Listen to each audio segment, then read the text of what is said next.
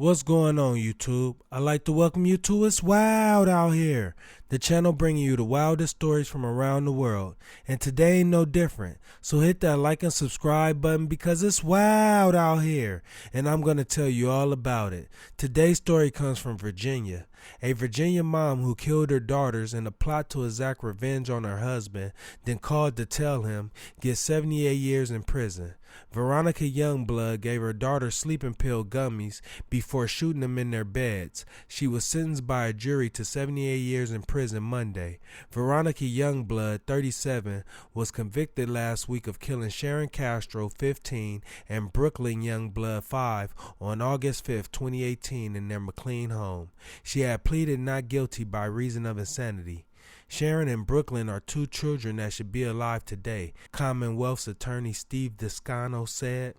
I have an 11-year-old daughter who has her whole life ahead of her, and it guts me to imagine her life cut short. This case is a terrible tragedy, and I hope today's verdict brings a measure of healing for the family. Youngblood told police her plan was to kill her children and then turn the gun on herself. She wanted to exact revenge on her ex-husband, who was scheduled to move to Missouri with Brooklynn that weekend. Youngblood bought a gun on July 27th and on the night of the killing gave her daughter sleeping pill gummies before shooting them in their beds. Brooklynn was shot once in the head and Sharon twice. Before Sharon died, she was able to call 911 and talk to officers on the scene. She said her mom came into the room and said, "I'm going to take you to see God," and then shot her, an officer testified. Brooklynn died at the scene.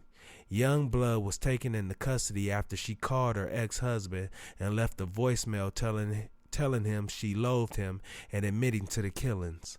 Youngblood's attorney claimed she had been physically and sexually abused and was hearing voices that commanded her to kill her daughters prior to the murders. Jurors also found Youngblood guilty of gun charges.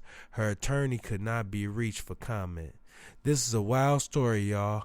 Let us know what y'all think about this mother in the comments. And like always, stay safe and stay aware. And remember to hit that like and subscribe button, and we'll see you next time on It's Wild Out Here.